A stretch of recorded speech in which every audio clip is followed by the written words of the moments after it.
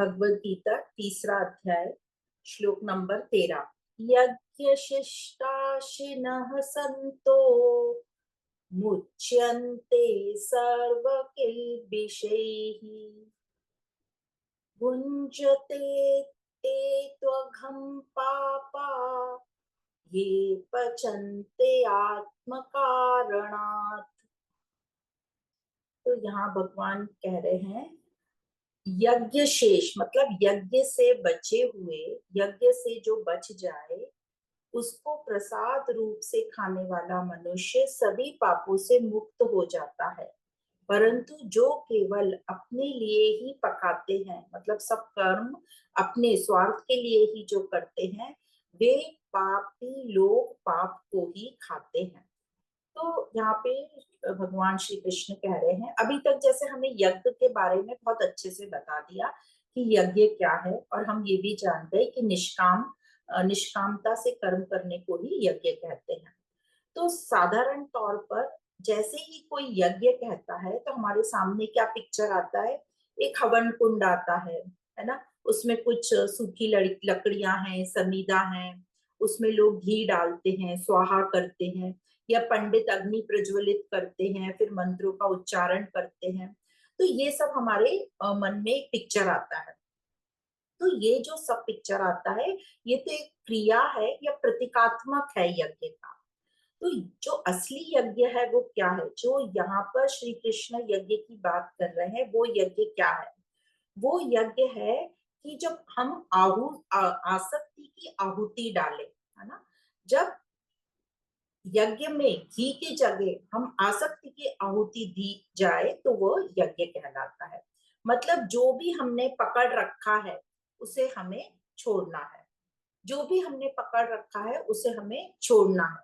तो हमें वो बंदर वाली स्टोरी याद रखनी चाहिए कि जब बंदर एक मटके में हाथ डाल लेता है, उस मटके में मूंगफलियों के दाने हैं और उसको वो खाना है, तो वो जब हाथ डाल लेता है, वो जो मटका है उसका जो मुंह है वो बहुत छोटा है, तो उसका हाथ पहले तो अंदर चला जाता है। जब वो मुट्ठी में वो मूंगफलियां पकड़ लेता है और मुट्ठी बांध लेता है तो उसका हाथ बड़ा हो जाता है, तो वो फिर वो मुंह से बाहर निकलता नहीं है। तो जब तक वो छोड़ता नहीं है मूंगफली, तब तक उसका हाथ बाहर नहीं आता है। तो यही कह रहे हैं कि जब तक हम छोड़ेंगे नहीं चीज को, तब तक हम मुक्त नहीं होंगे, स्वतंत्र नहीं होंगे। तो जिसे भी हमने पकड़ रखा है, जिसे भी हम पकड़ लेते हैं, वह चीज सिमट जाती है, वह चीज सिमट कर छोटी हो जाती है। मतलब उसकी लिमिटेशंस हो जाते हैं, हमारे लिए वो लिमिटेशन हो जाते हैं। और या फिर बोल लीजिए, जिसको भी हम स्पर्श करते हैं वह चीज दूषित हो जाती है।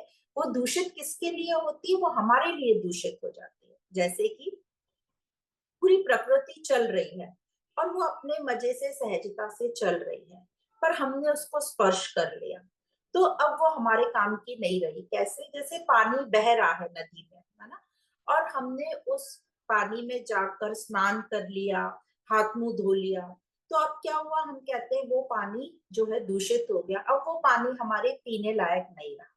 तो जो हम कहते हैं कि प्रकृति को छूके या किसी भी चीज को छूके वो चीज दूषित हो गई, तो वो चीज जो दूषित हुई है वो हमारे लिए दूषित हुई है। वो प्रकृति को तो कोई फर्क ही नहीं पड़ता, वो पानी कैसा भी हो, नदी तो बह रही है, गंदा हो पानी या स्वच्छ हो, उसको कोई लेना देना नहीं है। वो हमारे यूज के लिए दूषित हो गई, हम अब उसे यूज नहीं कर सकते।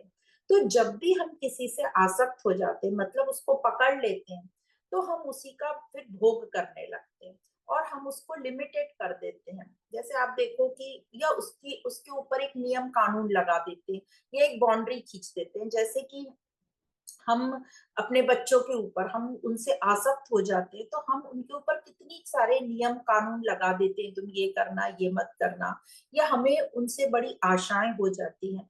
तो जो उनका जो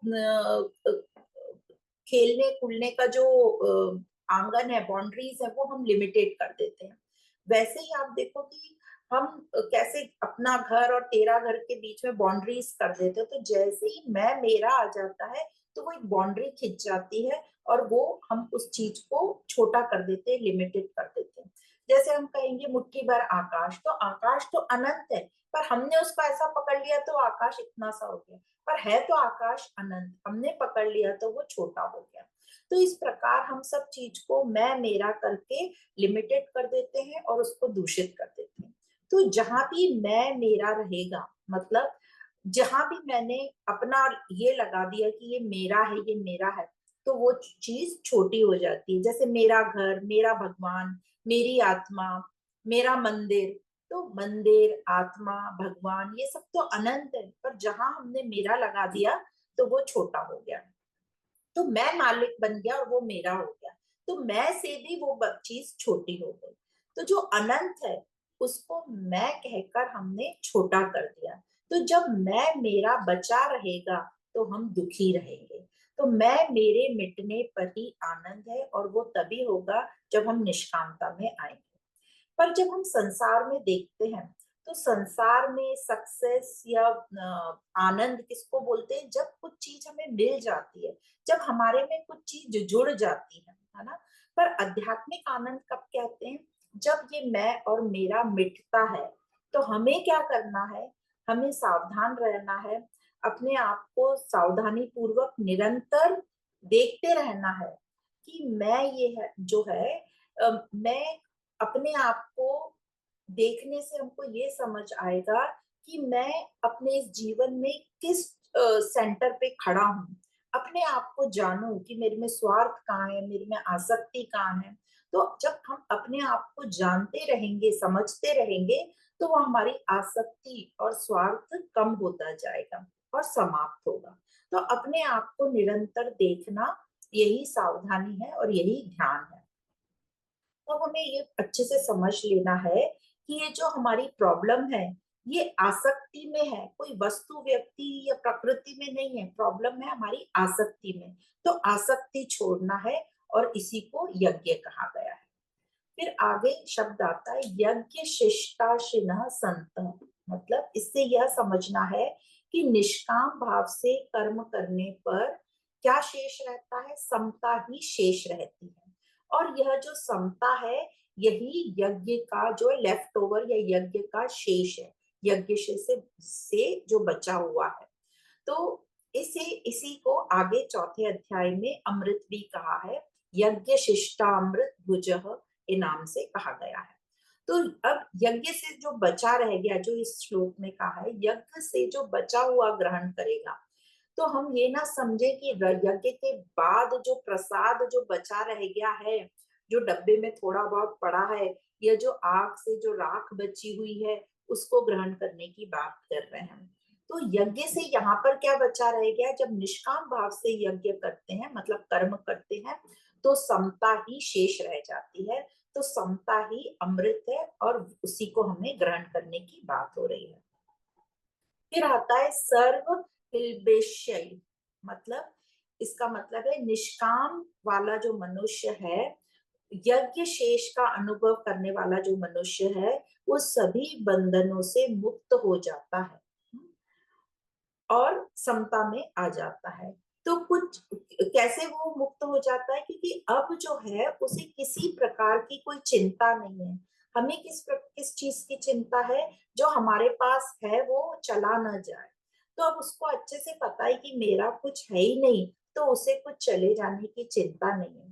ना ही उसे इस बात की खुशी है कि मुझे कुछ मिल जाए। क्यों नहीं है उसे कुछ खुशी मिलने की? क्योंकि अब उसे पता है कि ये जो भी मुझे कुछ मिलेगा वो टेम्पररी है, कुछ टाइम के लिए, थोड़े टाइम के बाद तो वो खत्म ही होने वाला है।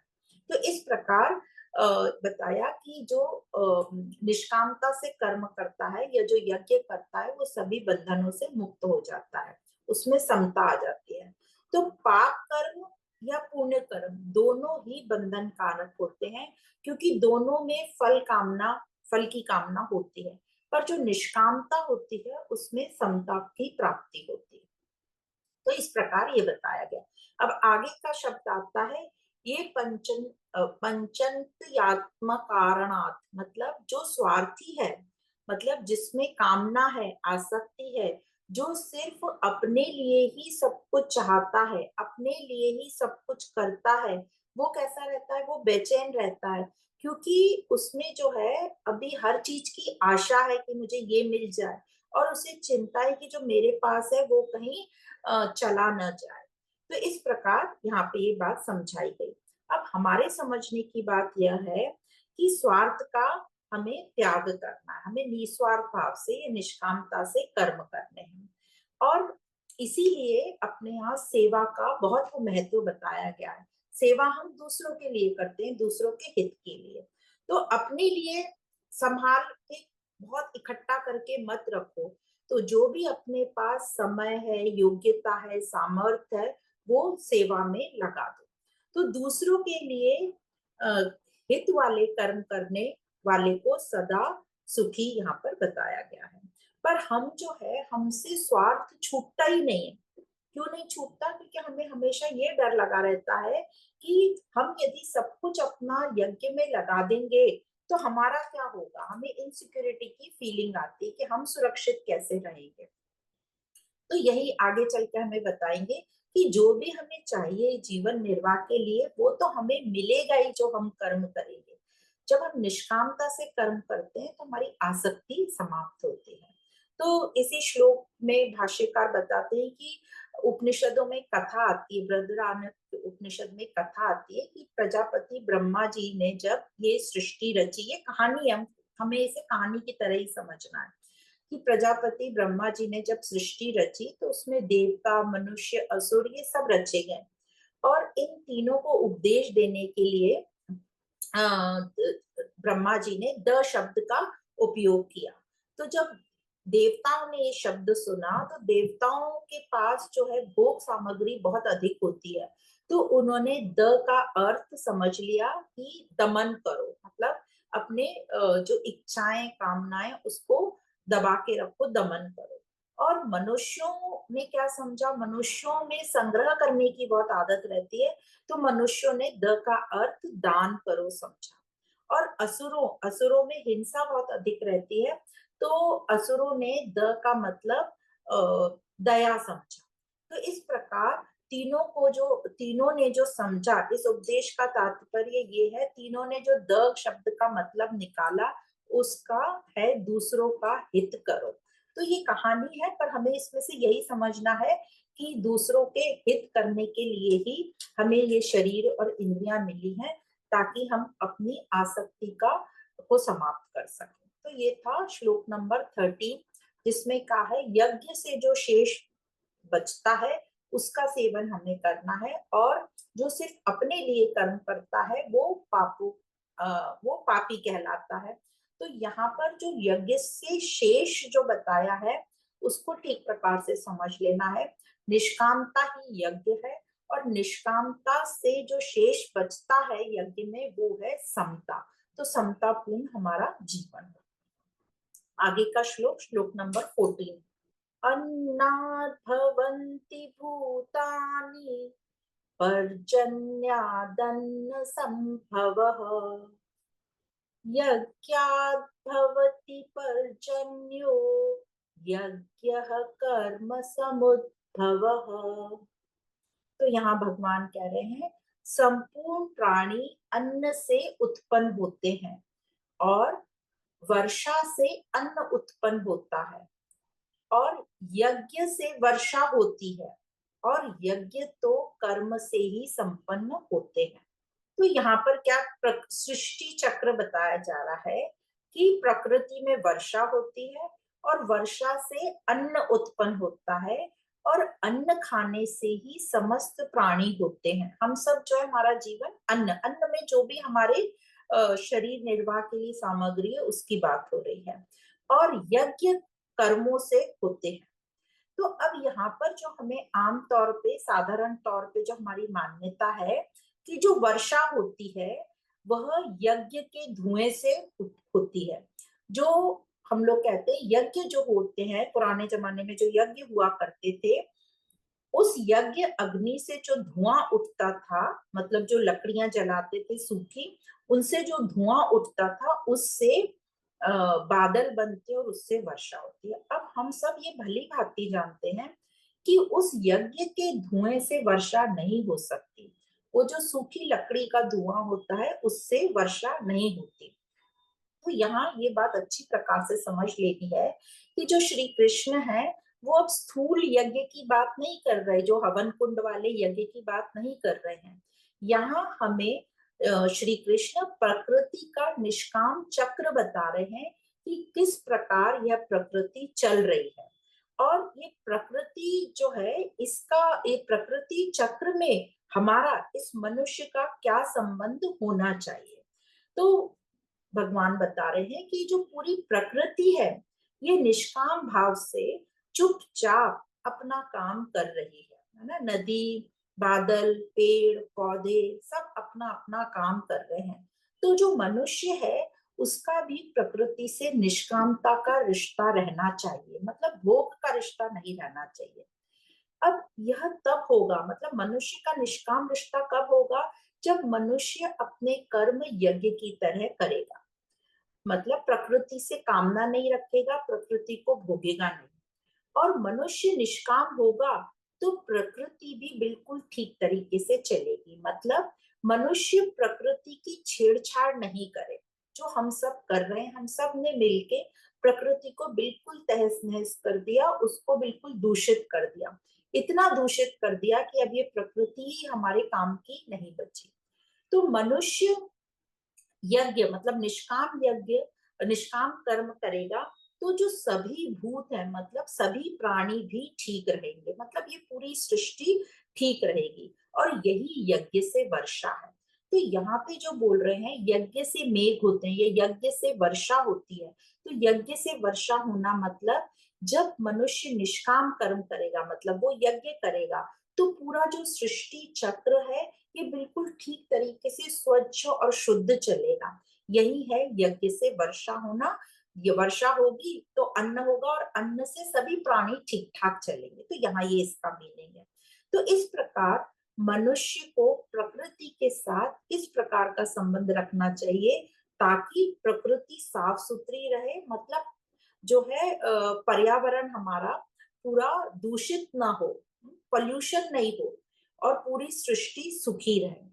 तो पॉल्यूशन मतलब प्रदूषण, प्रदूषण मुक्त रहे। तो ये मतलब हुआ यज्ञ कर्म समुद्भव, निष्काम भाव पूर्वक कर्म करना।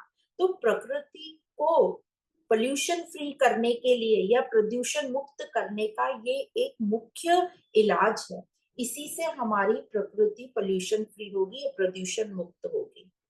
तो ये बात बहुत अच्छे से हमें समझनी है। हम सोचते हैं प्रकृति कैसे साफ सुथरी होगी। हमने इसका अपने ही लाइफ टाइम में एग्जाम्पल भी देख लिया कि जब कोविड हुआ था तब हम सब ने प्रकृति की छेड़छाड़ एकदम खत्म कर दी थी।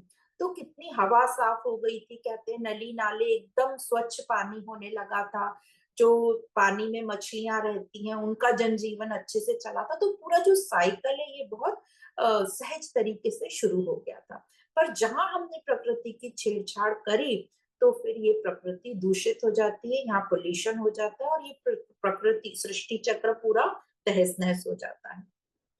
तो इसके ऊपर भी एक कहानी है जो कि अपने शास्त्रों में पाई जाती है। ये भी कहानी है, इसमें से हमें सिर्फ समझना है कि क्या उठाना है। उसमें बताते हैं कि 4 किसान थे और आषाढ़ का महीना था, मतलब बारिश का महीना था, पर बारिश हो नहीं रही थी। तो उन चारों ने विचार किया कि अब अनाज बोने का टाइम आ गया है पर बारिश नहीं हो रही। तो उन्होंने सोचा भले ही बारिश नहीं हो रही, हम तो अपना कर्तव्य निभाएं, और उन्होंने हल चलाना शुरू कर दिया, बुआई की तैयारी करनी। पर वर्षा नहीं हो रही थी, पर उन्होंने अपना काम शुरू कर दिया। तो यह जब मोर ने देखा तो उन्होंने सोचा कि वर्षा तो हो नहीं रही, ना बादल दिख रहे हैं, और किसानों ने हल चलाना शुरू कर दिया। तो जब उनको किसान से पता चला कि किसान अपने कर्तव्य का पालन कर रहे हैं, तो इन मोरों ने भी सोचा कि हम भी अपना कर्तव्य का पालन करते हैं, हम भी नाचने लगते हैं। जब मोर नाचने लगे तो बादलों को लगा कि अरे बारिश नहीं है, के कोई भी लक्षण नहीं, और मोर क्यों नाच रहे हैं। तो जब उनको पता चला मोर क्यों नाच रहे हैं तो बादलों ने भी अपना काम गरजना शुरू कर दिया। जब बादल गरजने लगे तो इंद्र को लगा कि अरे ये कैसे हो गया। तो जब इंद्र को पता चला कि किसान मोर बादल सब अपने अपने कर्तव्य कर रहे हैं, तो उन्होंने भी मेघों को आज्ञा दे दी वर्षा करने की। तो यहाँ से हमें संदेश यही मिलता है कि हम दूसरे की राह नहीं देखें कि कौन अपना कर्तव्य कर्म पहले शुरू करेगा, या उसने नहीं किया है तो मैं क्यों करूं। हम अपने कर्तव्य का पालन करते रहें। और कर्तव्य का पालन, एक ही बात है, कर्तव्य का पालन क्या है कि हमें निष्काम भाव से कर्म करना, यज्ञ करना ही हमारे कर्तव्य का पालन करना है। अब जो इस श्लोक में बताया 14 नंबर के श्लोक में कि यज्ञ तो कर्म से संपन्न होते हैं ना, कर्म होगा तो यज्ञ होंगे, निष्काम कर्म होगा तो यज्ञ होंगे। अब ये 14वें नंबर के श्लोक से लगा ही हुआ 15 नंबर का श्लोक है, जिसमें ये बता रहे हैं जैसे पहले का यज्ञ तो कर्म से संपन्न होंगे, पर कर्म कहाँ से आ रहे हैं ये 15 नंबर के श्लोक में बताया। कर्म ब्रह्मोद्भवं विद्धि ब्रह्माक्षर समुद्भवम् तस्मात् सर्वगतं ब्रह्म नित्यं यज्ञे प्रतिष्ठितम्। तो यहाँ कह रहे हैं कर्म को तू ब्रह्म से उत्पन्न जान या उद्भव जान, और ब्रह्म ही अक्षर है ना, जो कालातीत है। जो अक्षर तत्व है वो ब्रह्म के समानार्थी शब्द है जो कालातीत है, इसलिए। और यहाँ कर्म का मतलब निष्काम कर्म है, इसलिए सर्वगतम ब्रह्म मतलब सर्वव्यापी ब्रह्म जो है हमेशा नित्य ही यज्ञ में स्थित है, प्रतिष्ठित है। तो यहाँ कह रहे हैं ब्रह्म जो है विशेष रूप से यज्ञ निष्काम कर्म में सदा विद्यमान रहते हैं।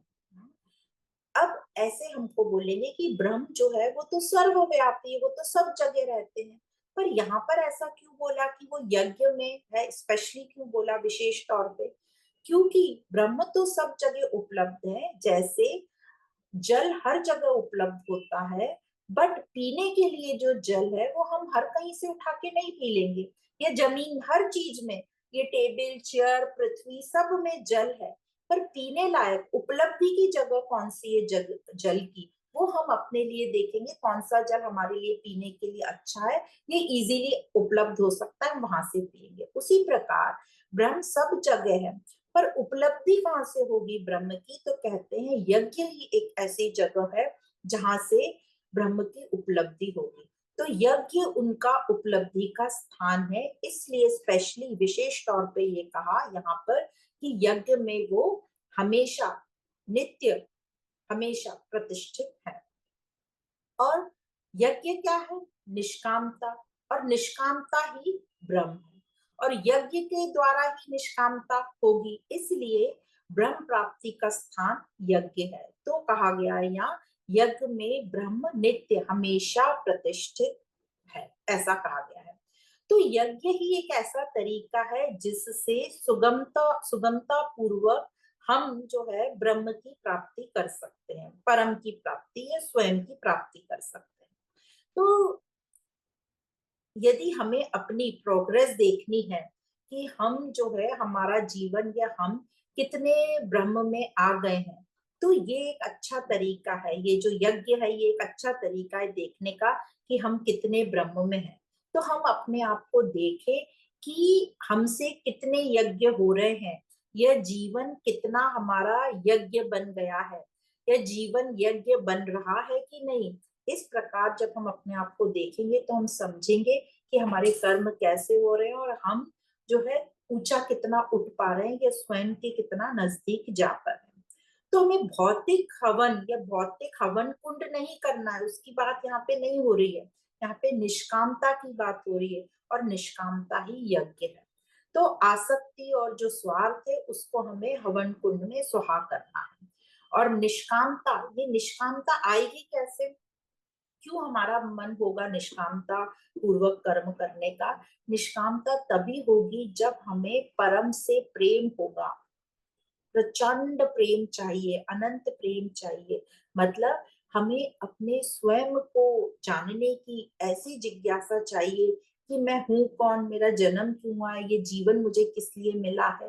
तभी हमें निष्कामता आ पाएगी, और निष्कामता ही यज्ञ है जिससे ब्रह्म की प्राप्ति होती है। ब्रह्म मतलब स्वयं की, अपने स्वरूप की प्राप्ति।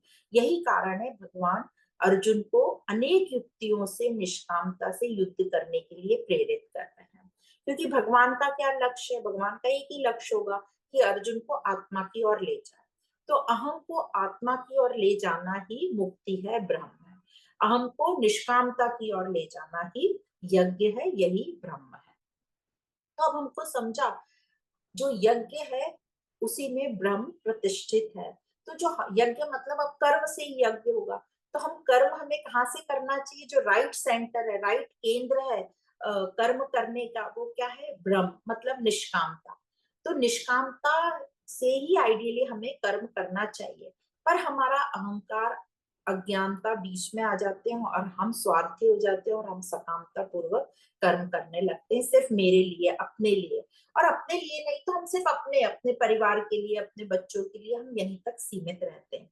और ये हमने देख लिया, जहां मैं मेरा आएगा वो चीज सीमित हो जाएगी, और जहां मैं और मेरा ड्रॉप किया तो हम विशालता में आ जाएंगे। तो ये यहाँ तक बात हो गई प्रकृति से निष्कामता की।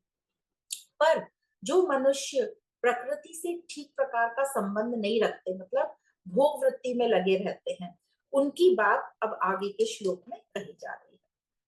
अब ऐसे देखा जाए तो किसी भी वस्तु, जैसे यहाँ तक ये 2 श्लोक में, 14 और 15 श्लोक में सृष्टि चक्र हमको बताया, और बताया कि कैसे सृष्टि दूषित हो जाती है और फिर उसको साफ करना कितना मुश्किल काम हो जाता है। तो किसी भी वस्तु को, कोई भी चीज हो, नदी, तालाब या हम स्वयं हो, यदि उसको हमें स्वच्छ रखना है तो हमें सबसे पहला काम क्या करना होगा? उसे यदि हमें स्वच्छ रखना है तो हमें उसे गंदा करना बंद करना होगा। पर हमारा सबका क्या थिंकिंग होता है, कोई चीज गंदी हो गई तो हम उसे सफाई करने का ध्यान रखते हैं कि इसकी सफाई कैसे हो जाए, वो एक बात है। पर उसके बाद हमें ये ध्यान रखना है कि हम उसे गंदा करना बंद करें, क्योंकि एक तरफ से तो हम सफाई करते जा रहे हैं, है ना, और उससे 10 गुना ज्यादा हम उसमें गंदगी करते जा रहे हैं। तो हमें गंदगी करना बंद करना होगा, तभी सृष्टि चक्र में स्वच्छता आएगी। तो आगे चलते हैं, श्लोक नंबर 16। एवं प्रवर्तितं चक्रम नानुवर्तयति यः अघायुरिन्द्रियारामो मोघम पार्थ सजीवति। तो यहाँ भगवान कह रहे हैं, हे पार्थ, जो मनुष्य इस लोक में इस प्रकार प्रवर्तित सृष्टि चक्र के अनुसार नहीं चलता, वह इंद्रियों के द्वारा भोगों में रमण करने वाला पापमय जीवन व्यतीत करता है, वह व्यर्थ ही जीता है, इस प्रकार बताया। तो जो मनुष्य इस सृष्टि चक्र में अपना योगदान नहीं देते, मतलब यज्ञ नहीं करते, वे व्यर्थ ही जीते हैं। क्यों योगदान नहीं देते वे? क्योंकि वे स्वार्थी हैं।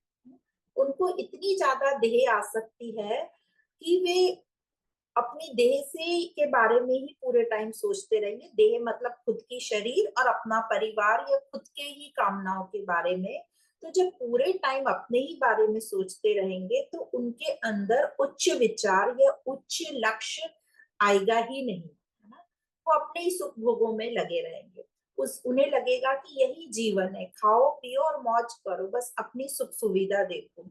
इसलिए सृष्टि में इतनी अशांति फैलती है। तो इस सृष्टि चक्र में पूरी प्रकृति जो है सहजता से चलती है। सब पशु पक्षी, सब कोई अपना अपना काम करते हैं, मतलब प्रकृति का विरोध नहीं करते हैं। अब उन लोगों को तो नियम पालन, प्रकृति को कुछ नहीं मालूम, पर जैसे उन्हें घड़ दिया है वो उसका विरोध नहीं करते। पर सिर्फ मनुष्य जो है वही एक ऐसा है, क्योंकि उसको छूट मिली हुई है, उसके पास बुद्धि है, इंटेलेक्ट है, सोच है, अपने विचार है। तो उसकी जो सोच चलने लगती है कि मैं इसका पालन करूं या विरोध करूं, मतलब इसको भोग करूं, ज्यादा उसका भोग नहीं, उसकी रुचि रहती है कि मैं किस चीज से कितना सुख उठा लूं। तो जो मनुष्य है वो अपनी बुद्धि का ठीक प्रकार से यूज नहीं करता, और अपने को ये जो बुद्धि मिली हुई है या छूट मिली हुई है निर्णय लेने की, इसका वो फायदा लेता है और भोग में लगा रहता है। तो यही है अध्यात्म का काम, यही है कि हमारी बुद्धि में विवेक जागृत हो ताकि हम सही निर्णय ले सकें। पर हम अपनी बुद्धि का यूज नहीं करते, भोगों में लगे रहते हैं और प्रकृति को और दूसरों को दोष देते रहते हैं। तो इतना हमारे में आसक्ति है, देह अभिमान है कि हम इसी में शरीर में, इंद्रियों में, संसार में फंसे रहते हैं और अपने आप को सुख लेने का, आराम लेने का या भोग के लिए ही हमारी नजर रहती है। तो हमें लगता है, जो अज्ञानी को बोलते हैं, कि जिन्हें उन्हें ऐसा लगता है कि जीवन में ज्ञान की आवश्यकता ही क्या है, सब अच्छा तो चल रहा है, तो ये ग्रंथ और ये सब उठाने की जरूरत ही क्या है। उनको ज्ञान का मतलब ही नहीं मालूम। उन्हें लगता है ज्ञान मतलब नैतिकता, थोड़े रूल्स फॉलो कर लो, लोगों को नमस्कार कर दो, मर्यादा रखो, समाज के नियम कानून परंपरा रीति रिवाज निभा लो, वही उनको ज्ञान लगता है। आत्मज्ञान के बारे में उन्हें कुछ भी अता पता नहीं है और उन्हें उसकी आवश्यकता भी नहीं लगती, क्योंकि वो अपने उसी रीति रिवाज परंपरा में खुश है और स्वार्थ में वो सब चलता रहता है। इस कारण सृष्टि चक्र में सब गड़बड़ होता है। अब ऐसे मनुष्य का जीवन व्यर्थ जीवन बता रहे हैं, जो सिर्फ इंद्रियों में ही रमता रहता है। तो इस श्लोक में जो शब्द आया है, अघायु इंद्रिया राम, मतलब इंद्रियों में रमने वाला। जो इंद्रियों में रमने वाला अघायु मतलब वो पापमय जीवन बिताता है। तो कहा जाता है किसी भी काल में जब सब ये इस कर्म चक्र में अधिक से अधिक मनुष्य अपना जितना ज्यादा योगदान देंगे, उतनी ही अधिक मात्रा में उस काल में सुख समृद्धि बनी रहेगी। और ऐसे काल को ही सामाजिक और सांस्कृतिक जीवन का स्वर्णिम युग कहा जाता है या स्वर्ग कहा जाता है। तो हमको समझा कि कैसे ये हमारी सृष्टि में स्वर्णिम काल आएगा, या जो अच्छा टाइम हम बोलते हैं उसको हमें ही लाना पड़ेगा। मतलब सृष्टि चक्र में सृष्टि की छेड़छाड़ नहीं करना है और निष्काम भाव से, स्वार्थ को पीछे हटा के निष्काम भाव से आके काम करना है। तो इस यहाँ तक जो है श्लोक में 9th श्लोक से ये 16वें नंबर के श्लोक तक निष्काम भाव निस्वार्थ कर्म की बात बताई है। तो अब बात आती है कि क्या ये जो सृष्टि चक्र का पालन सिर्फ अज्ञानियों के लिए ही बताया गया है? मतलब पूछने का यहाँ पर मतलब है कि क्या ज्ञानी लोगों के लिए ये सृष्टि चक्र में निष्काम भाव से कर्म करना नहीं है? तो आगे के जो 2 श्लोक हैं उसमें वही बात बता रहे हैं, उसमें उन महापुरुषों की बात बता रहे हैं, उनकी स्थिति का वर्णन कर रहे हैं जिन्होंने निष्कामता से कर्म किए हैं और संसार से अनासक्त हुए हैं और उस परम पद की प्राप्ति करी है। तो आगे चलते हैं, श्लोक नंबर 17। यस्तु आत्मरतिरेव स्याद् आत्मतृप्तश्च मानवः आत्मन्येव च संतुष्टः तस्य कार्यं न विद्यते। तो यहाँ भगवान बोल रहे हैं, परंतु जो मनुष्य अपने आप में ही रमण करने वाला और अपने आप में ही तृप्त तथा संतुष्ट है, उसके लिए कोई कर्तव्य नहीं है। कर्तव्य कर्म बचते ही नहीं अब उसके लिए। तो भगवान कह रहे हैं जो ज्ञानी मनुष्य है उसकी बात बता रहे हैं यहाँ कि वह पूर्ण है, अपने आप में पूर्णत्व को प्राप्त कर चुका है। तो उसे चित्त शुद्धि के साधन की अभी कोई बात ही नहीं है, ना कोई ग्रहण की आवश्यकता है, ना कोई त्याग की आवश्यकता है। उसे साधन कर्म की अब कोई जरूरत ही नहीं है, वह आत्मा में रमता है। इसके पहले वाले श्लोक में बताया था वो इंद्रियों में रमता है, अब ये मनुष्य आत्मा में रमता है। आत्मा में रमता है मतलब वो निष्काम कर्मी है, वो यज्ञ में ही लगा हुआ है, वह कर्म करता है। ऐसा नहीं है कि उसके लिए अब कोई कर्म की जरूरत नहीं है तो कर्म नहीं करता, वो कर्म करता है। पर क्यों करता है? बस यूं ही करता है। वो या तो लोगों के हित के लिए करता है, सेवा के लिए करता है और आगे आएगा लोक संग्रह के लिए, पर वो अपनी कामना के लिए नहीं करता। उसे अपनी कोई कामना नहीं है, उसे कुछ नहीं चाहिए, क्योंकि वो संसार को अब ठीक प्रकार से जान गया, वो जीवन को जान गया, वो स्वयं को जान गया। क्या जान गया वो? कि संसार से मुझे संतुष्टि और तृप्ति नहीं मिल सकती। हाँ, पर अज्ञानी साधारण मनुष्य को ऐसा लगता है कि संसार से ही तृप्ति मिलेगी, संतुष्टि मिलेगी। अब यह सोचने की बात है हमारे लिए कि यदि संसार से संतुष्टि मिलती, तृप्ति मिलती, तो कोई भी एक कामना के बाद, एक कामना हमारी पूरी हो जाए तो उसके बाद दूसरी कोई कामना नहीं उठनी चाहिए थी। बार बार हमें असंतोष नहीं होना चाहिए था, बार बार हमें अतृप्त हम क्यों होते यदि संसार से तृप्ति मिल जाती। और यही बात हमने सेकंड अध्याय में भी पढ़ी थी, 16 नंबर के श्लोक में, जहां भगवान ने कहा था ना भावो विद्यते सत, मतलब सत का कभी अभाव नहीं होता। और अभाव कब होता है? जब हम सत्य से दूर चले जाते हैं। जब हम सत्य से दूर चले जाते हैं तो हमारे में कामनाएं पैदा होने लगती हैं।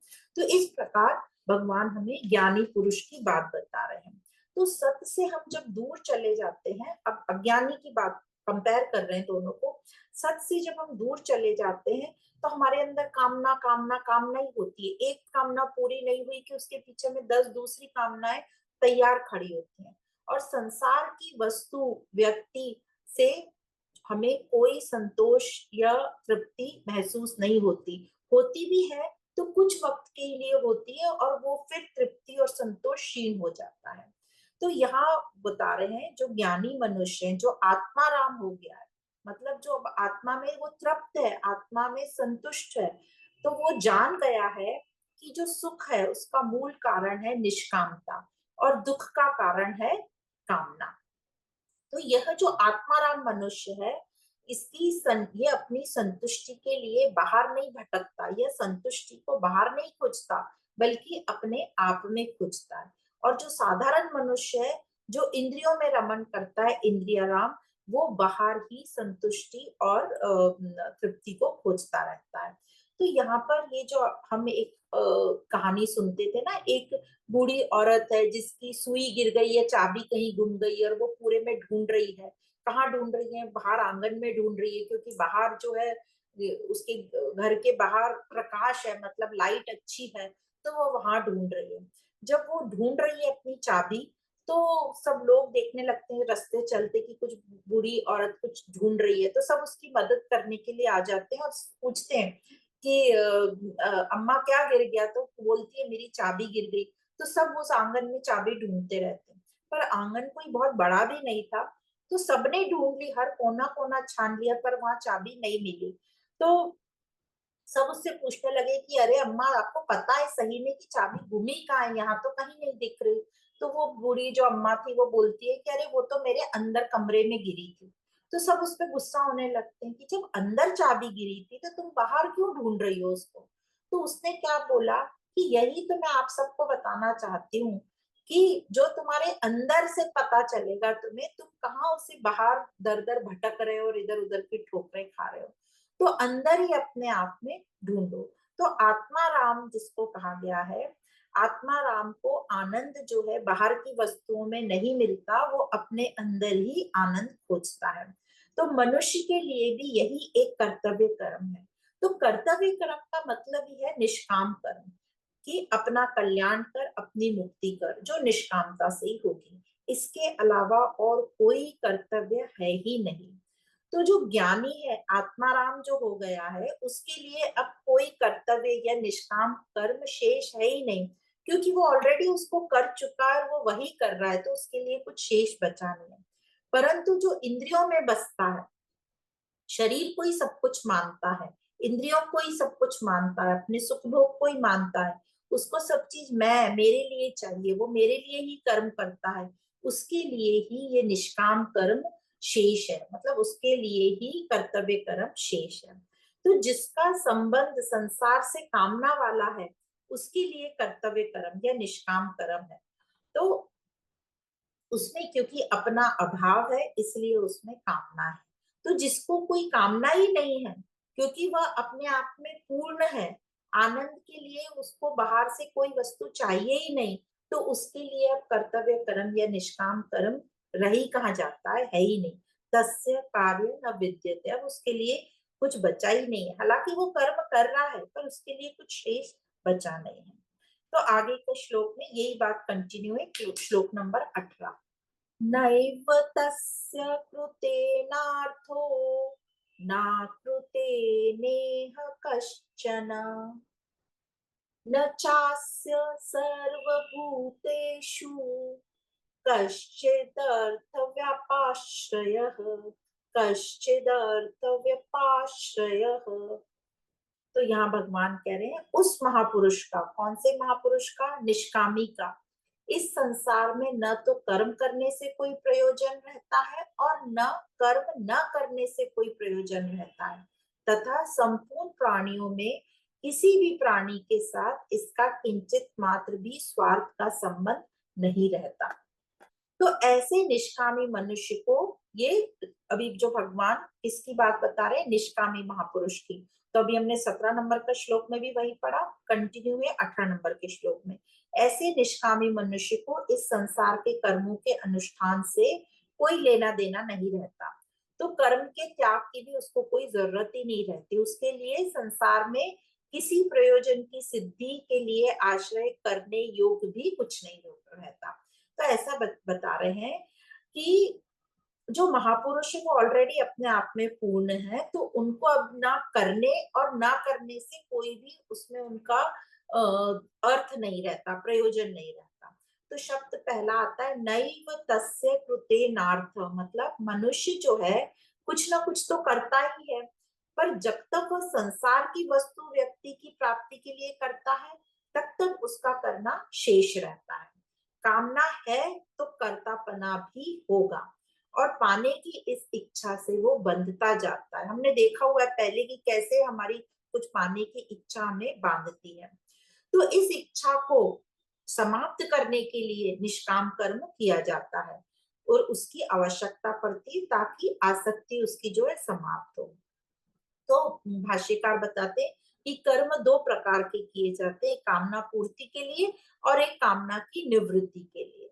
तो जो महापुरुष होते हैं या जो साधक होते हैं वो, या कर्म योगी जो होते हैं, वो निवृत्ति के लिए करते हैं कर्म, इसलिए उसका किसी से भी कोई संबंध नहीं रहता, कोई कामना ही नहीं है उसको, कामना नहीं है उसके, तो उसमें भोग की भी इच्छा नहीं है, तो उसके द्वारा निष्काम भाव से सृष्टि के हित के लिए जो है स्वतः ही कर्तव्य कर्म, मतलब निष्काम कर्म होते रहते हैं। वह कर्मों से अपने लिए सुख या आराम कभी भी नहीं चाहता, उसमें उसका सुख और आराम से कोई संबंध ही नहीं है, कोई कामना ही नहीं है, क्योंकि वह जान गया कि ये जो समष्टि है ये व्यक्तिगत उपयोग के लिए नहीं है ना। यही यहाँ पे हमारी भूल हो जाती है। पर जो कामना वाला मनुष्य होता है वो हर कर्म में खुद का सुख देखता है, वह समष्टि का उपयोग अपने व्यक्तिगत फायदे के लिए करता है। तो यही कामना वाले की गलती होती है, और जो महापुरुष है वो क्या करता है, वो समझ गया है कि व्यक्तिगत उपयोग के लिए नहीं है। तो यह तो बात हुई कर्म करने की, कर्म करने में इसको कोई प्रयोजन नहीं रहता, क्योंकि वो जान गया और जो भी करता है निष्काम भाव से करता है, क्योंकि उसको कामना ही नहीं। अब आगे बता रहे कर्म न करने की बात, ना कृते ने कश्चन, कर्म न करने की बात में जो कामना वाला है वह आलस, प्रमाद, भय या आराम सुख के कारण कुछ कर्मों को नहीं करता, यह करना चाहता नहीं है कुछ कर्मों को, क्योंकि उसे भय या डर लगा रहता है कि मेरा आराम या कुछ छिन जाएगा या कुछ और चीज मेरे से हट जाएगी, इसलिए वो नहीं करता। तो इस प्रकार उसको तमस सुख कहा गया है। पर जो कर्म योगी है, वह, यह जो कर्म योगी है ये तो सात्विक सुख से भी ऊंचा उठ गया, तो उसमें आलस तो होता ही नहीं है, और उसका जो संबंध है शरीर से, उसका संबंध शरीर से भी नहीं होता, क्योंकि उसने शरीर को भी मान लिया है कि ये शरीर प्रकृति है, मैं नहीं हूं। तो उसे न लाभ की आशा होती है न उसे हानि का भय होता है, तो उसके लिए कर्म न करने का भी कोई प्रयोजन नहीं रहता। तो इसलिए उसका किसी के साथ भी स्वार्थ का संबंध नहीं रहता। तो इसलिए उसकी जो भी क्रियाएं होती हैं वो दूसरे के हित के लिए होती है, दूसरे की सेवा के लिए होती है। अब हमें क्वेश्चन आता है कि ऐसा क्यों है कि यह जो कर्म योगी व्यक्ति है या जो निष्कामी मनुष्य है उसे न लाभ की आशा है न हानि का भय है। क्यों ऐसा होता है? क्योंकि वो उसे ठीक प्रकार से वो उसका विवेक जागृत हो गया, मतलब वो व्यवहारिक सत्य और पारमारिक सत्य के बीच का जो डिफरेंस है उसको ठीक प्रकार से समझ गया, उसे पता चल गया कि ये संसार क्या है, परिवर्तनशील है, और वो परमार्थिक सत्य को समझ गया कि वो नित्य है। तो अब उसके पास खोने के लिए कुछ भी नहीं है, क्योंकि उसने अब कुछ भी आसक्ति रखी नहीं है, वो आसक्ति रहित हो चुका है। उसे पता है कि ये जो भी कुछ मैं देख रहा हूं इन आंखों से, वो सत्य नहीं है, वो रियल नहीं है। पर वो असत भी नहीं है। क्यों असत नहीं है? क्योंकि दिख तो रहा है हमें आंखों से, दिख रहा है, मतलब वो जो परिवर्तनशील संसार दिख रहा है, तो वो असत तो नहीं है। पर जो है नहीं और हमें दिख रहा है उसको कहते हैं मिथ्या। तो कहते हैं कि जो है नहीं और हमें दिखाई पड़ रहा है उसको, जो महापुरुष है, मिथ्या। अभी हम लोग उस चीज को मिथ्या नहीं कह सकते, क्योंकि हमें दिख रहा है और हम उसे सच मान रहे हैं, और अभी हमें सत्य और असत के बीच में बहुत अच्छे से डिफरेंस पता नहीं चला है। तो यहाँ पे जो हम शंकराचार्य का जो अद्वैत सिद्धांत पढ़ते हैं, जिन जो उन्होंने बताया कि परमार्थिक सत्य क्या है, व्यवहारिक सत्य क्या है, प्रतिभासिक सत्य क्या है। तो जो प्रतिभासिक सत्य, मतलब जो हम सपना कैसे कंपेयर करते हैं इन तीनों सत्य को, तो जो प्रतिभासिक सत्य है वो है हमारा सपना, भरम है हमें, जो है नहीं, हमें दिखाई पड़ता है। पर जब हमें वो दिखाई पड़ता है तो हमें वो कितना रियल लगता है, ऐसा लगता है कि वही सच है। पर वो जो प्रतिभासिक सत्य है, वो कब पता चलता है कि ये सत्य नहीं है? जब हमारी नींद खुल जाती है तब हमें पता चलता है कि वो है ही नहीं, जो झूठा था। तो जो है नहीं पर हमें सत्य लग रहा था, उसको कहते हैं मिथ्या।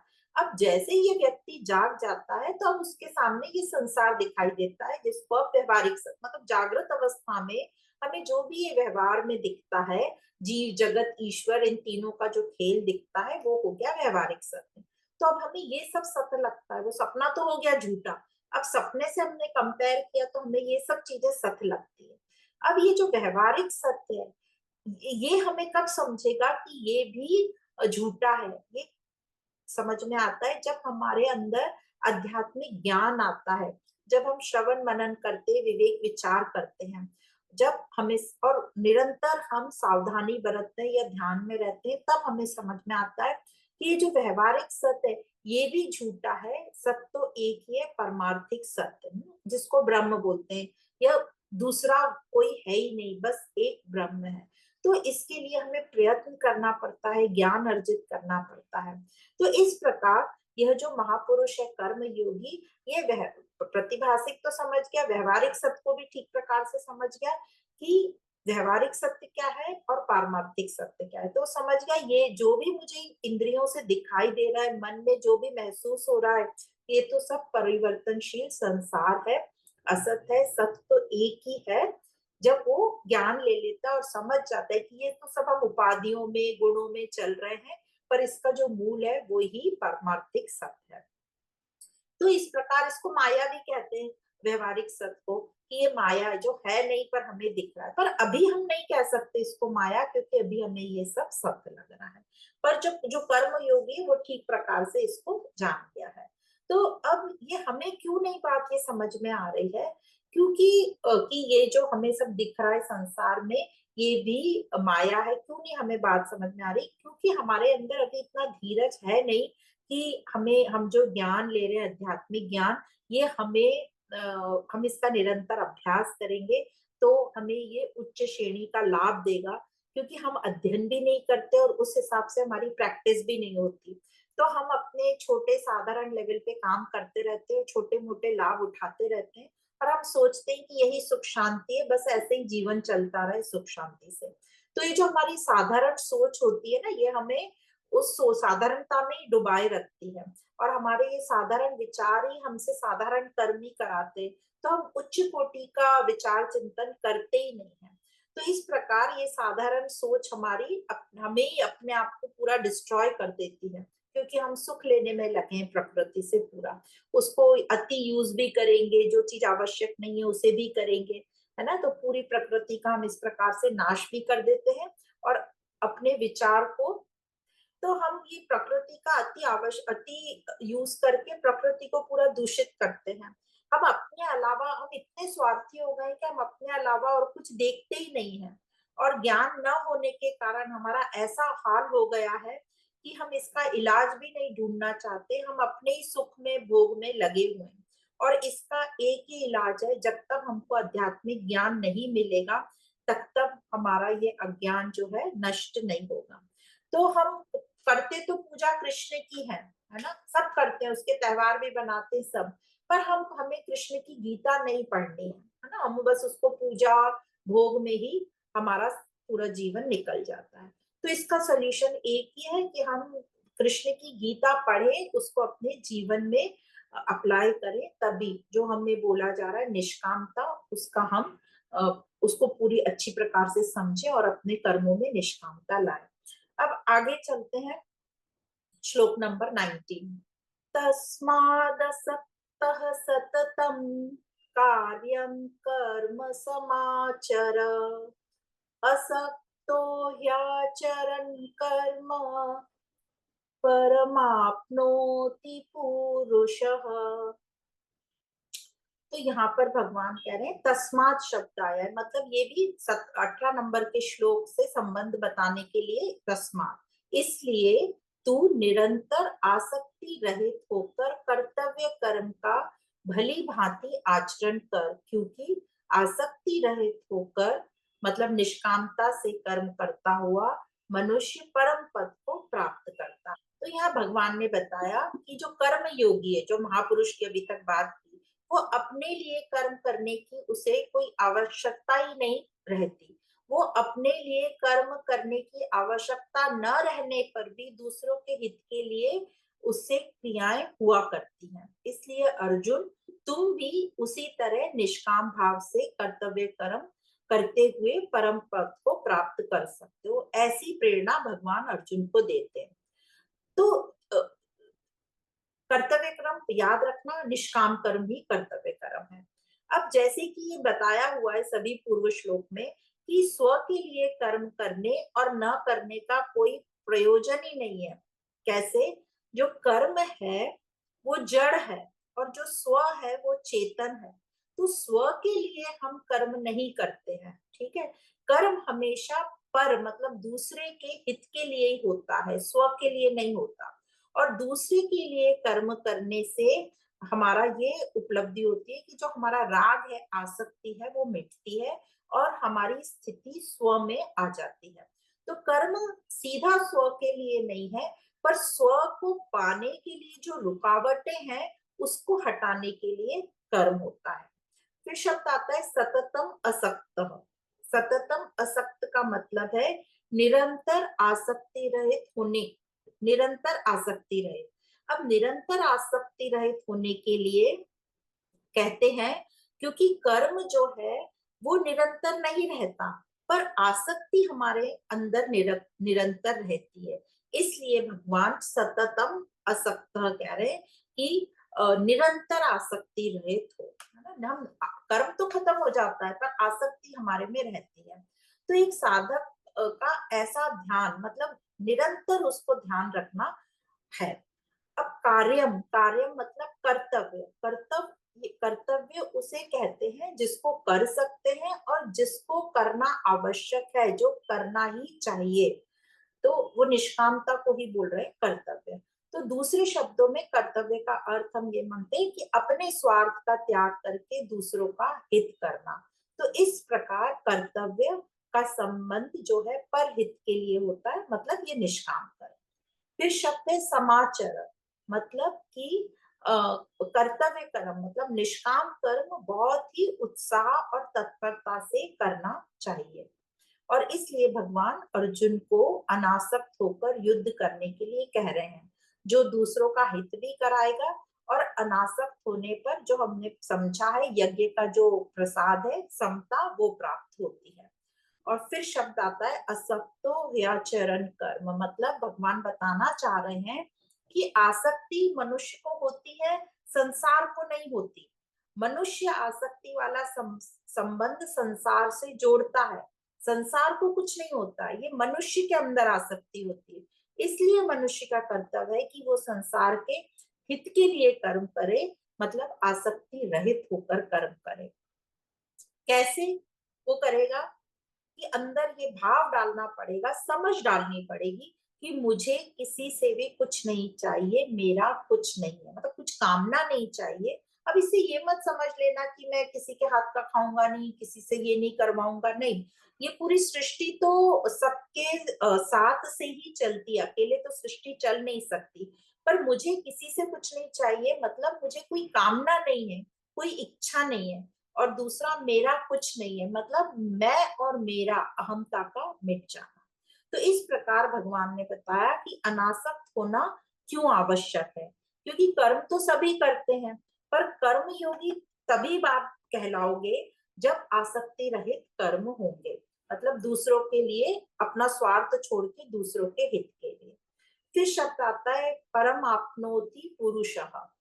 तो इस प्रकार कर्म योगी को मतलब परमात्मा की प्राप्ति बताई, मतलब स्व स्व की स्थिति में आप स्थित हो जाओगे, स्व को प्राप्त कर लोगे। तो हमने समझा कि कैसे साधारण मनुष्य में कामना होती है, और वो सभी कर्म अपने लिए करता है, मेरे लिए, है ना, अपनी इच्छा पूरी करने के लिए। तो उसमें कामना है, तो भोक्तापन भी होगा उसमें, भोगने का भाव भी होगा, क्योंकि कामना है तो भोग तो होगा ही उसमें। तो कर्तापन का भाव भी होगा कि मैंने किया तो मैं भोगूंगा। तो यह मनुष्य कर्म योगी नहीं कहलाएगा। तो भोग की जो इच्छा वाला कर्म योगी नहीं कहलाता। तो फिर कर्म योगी कौन कहलाएगा? अभी तक जो हमने समझा कि जिसे ये बात ठीक प्रकार से समझ गई कि ये जो शरीर है ये संसार का ही हिस्सा है। तो जैसे हमने अष्टवक्र गीता में पढ़ा था, दो चीजें या तो समझ लो कि ये जो शरीर है और ये संसार एक है। तो इस प्रकार दोनों को पराया करके मैं इनसे अलग हूं, या फिर ये जो शरीर और संसार, ये दोनों, यदि आप शरीर को अपना मान रहे हो तो संसार को भी अपना मानो, और यदि आप शरीर को पराया मान रहे हो तो संसार को पराया मान रहे हो तो शरीर को भी पराया मानो। तो इस प्रकार वो ये समझ गया कि शरीर संसार का ही हिस्सा है, और जब वह शरीर को संसार की सेवा में लगाता है तो उसे कर्तापन नहीं आता। क्यों कर्तापन नहीं आता उसे? क्योंकि एग्जाम्पल देते हैं, जैसे कि जब हम अपने ही हाथों से अपना मुंह धोते हैं, तो अपने आप में कोई अभिमान नहीं होता हाथ को कि मैंने अपने मुंह को धोया, है ना, इस प्रकार का कोई भाव नहीं आता, क्योंकि हाथ और मुंह एक ही है। तो जिस जैसे कर्म योगी ने अपना शरीर संसार एक मान लिया, तो जब वो अपना शरीर संसार के उपयोग में लगाता है तो उसमें कर्तापन का भाव नहीं आता। तो इस प्रकार उसमें कर्तापन नहीं आता, तो उसमें भोक्तापन भी नहीं आता। तो जब ये कर्तृत्व भाव, मतलब कर्तापन, जहां कर्तापन नहीं होगा वह परम के साथ ही हो गया, मतलब वो अपने स्वरूप में स्थित ही हो गया। तो कर्तापन जब तक कर्म करते हैं, नॉर्मली साधारण में क्या होता, मतलब नॉर्मल लाइफ में क्या होता है, नॉर्मल व्यक्ति के साथ कर्तापन कब तक रहता है? जब तक हम कर्म करते हैं, सभी के साथ कर्तापन बना रहेगा। जब हम कर्म करते रहते हैं ना, तो हमें पता है कि हम कर रहे हैं। पर जब कर्म समाप्त हो जाता है, तब कर्ता भी समाप्त हो जाना चाहिए। तो कर्म योगी में जैसे ही कर्म समाप्त होता है, कर्तापन भी समाप्त हो जाता है। जैसे एग्जाम्पल, जब हम भोजन करते हैं तो हमें पता है भोजन मैं कर रहा हूँ, पर जब भोजन समाप्त हो जाता है तो हमें पता है कि हम भोजन, अब तक हम ऐसा कुछ बोलते नहीं कि मैंने भोजन मेरे लिए किया, बहुत उपकार किया, मैं करता हूँ, इस तरह का कोई भाव नहीं आता। तो जो बाद में भी अपने आप को कर्म खत्म होने के बाद भी अपने आप को जो कर्ता मानता रहता है, वही है साधारण मनुष्य की भूल। तो कर्म योगी का कर्तापन कर्म के साथ खत्म हो जाता है ना, वो फिर उसका जो कर्तापन है वो उसके उद्देश्य में लीन हो जाता है। पर जो साधारण मनुष्य है, मतलब अज्ञानी जो है, उसका कर्तापन जो है वो हमेशा उसके साथ रहता है। वो कर्म खत्म होने के बाद भी अपने आप को कर्ता ही मानता है, और ये जो उसका कर्तापन है, ये एकदम दृढ़ दृढ़ होता चला जाता है और उसका अभिमान बढ़ता जाता है। तो इस प्रकार मनुष्य अपने अपने को कर्ता मानता रहने से उसका जो अभिमान है, कर्तृत्व अभिमान, वो मिटता ही नहीं और पक्का होता जाता है। तो ऐसा होने से वो हर समय अपने आप को कर्तापन या कर्ता मानता रहता है। इससे क्या होगा? इससे उसकी अपेक्षा दूसरों से या संसार से, लोगों से हमेशा बनी रहेगी कि उसको अपने उस कर्म का मान मिलता रहे, प्रतिष्ठा मिलती रहे, उसका सुख भोग रहे, उसकी प्रशंसा हो, तो ये कामना उसमें हमेशा बनी रहती है, क्योंकि उसका कर्तापन हमेशा बना रहता है। पर यदि कर्तापन कर्म के साथ समाप्त हो जाता है, जैसे कर्म योगी का, तो अपने लिए कुछ भी पाने की फिर इच्छा नहीं होती है। और ये तभी होता है जब मनुष्य का कोई ऊंचा उद्देश्य होगा। ऊंचा उद्देश्य देखो, आइडियली एक ही ऊंचा उद्देश्य है हम सबका, कि परम की प्राप्ति या स्व को जान लेना। बाकी जितने भी हम अभी उद्देश्य बोलेंगे ना, वो सापेक्ष है। जैसे कैटेगरी वाइज है कि पहले हमारा नीचे वाला उद्देश्य था, अब थोड़ा ऊपर हुआ है, अब थोड़ा ऊपर हुआ है, पर अल्टीमेट एक जो ऊंचा उद्देश्य है वही है स्व को पा लेना। तो ऊंचे उद्देश्य जो हमारे साधारण मनुष्यों के लिए है कि कोई कला की साधना, है ना, या किसी के लिए कोई सेवा कर देना, तो किसी गरीब को कुछ दे देना, या देश की आजादी या देश के लिए कुछ करना, तो ये सब ऊंचे उद्देश्य में आते हैं। तो जब भी कोई ऊंचा उद्देश्य होगा, तो जब कर्म समाप्त होते हैं, और जो छोटे मोटे कर्म जब समाप्त होते हैं, और तो कर्तापन जो उसका है वो उसके उद्देश्य में लीन हो जाता है। तो जो उसका कर्ता भाव जो है उद्देश्य में जब लीन हो जाता है, तो फिर उसको कर्तृत्व अभिमान रहता ही नहीं। वो अपने उद्देश्य उद्देश्य से बहुत प्रेम रहता है उसको, और उद्देश्य एक मिशन की तरह है, उसे कैसे भी अपने उद्देश्य पर कायम रहना है। तो वो छोटी मोटी चीजों में कर्तापन उसको रहता ही नहीं। अब हमें ये भी समझना है कि उद्देश्य और फल इच्छा, इन दोनों में भी अंतर है, भेद है। यह समझना अनिवार्य है यहाँ पे। उद्देश्य क्या होता है या फल इच्छा क्या होता है? फल इच्छा मतलब कोई भी नाशवान वस्तु की हमें इच्छा होना, कोई भी संसार से परिवर्तनशील, जो उत्पत्ति जिसकी होती है और जो जिसका विनाश होता है। और उद्देश्य हमेशा किसका होता है? नित्य को प्राप्त करना उद्देश्य होता है। तो जो निष्काम मनुष्य है, जो कर्म योगी है, उसके जो सब कर्म होते हैं वो उद्देश्य को लेकर होते हैं, उसमें कभी फल इच्छा नहीं होती। अब उद्देश्य को आप रिलेटिव भी मान सकते हैं। एक तो हमने बता दिया सबसे ऊंचा उद्देश्य, पर सबसे ऊंचा उद्देश्य तो बाद में आता है। यदि हम पहले कुछ ऐसे काम कर रहे हैं से बहुत ही स्वार्थ में, अब हमने थोड़ा स्वार्थ कम करके लोगों की थोड़ी बहुत सेवा करने लगे, निस्वार्थ भाव में आ गए, तो अब पहले से हमारा उद्देश्य ऊंचा हो गया। तो इस प्रकार जब हमारा उद्देश्य ऊंचा होता जाता है, तो फिर हमें फल की बहुत आसक्ति नहीं रहती, फल की इच्छा नहीं रहती, पर हम अपने उद्देश्य में कायम रहते, और हमारा कर्ता भाव जो है वो समाप्त होता है। तो अब प्रश्न आता है कि अपने अपने पास ये क्वेश्चन आता है कि आसक्ति रहित होकर कर्म करने से, या अपने लिए कोई भी कर्म ना करना और सिर्फ दूसरों के हित के लिए कर्म करना, ऐसा ऐसा करने से सही में परमात्मा की प्राप्ति होती है, या किसी ने परमात्मा को इस प्रकार प्राप्त किया है? तो इसका उत्तर भगवान आगे के श्लोक में देते हैं, जो कि हम अभी टाइम हो गया है तो हम नेक्स्ट क्लास में ले लेंगे।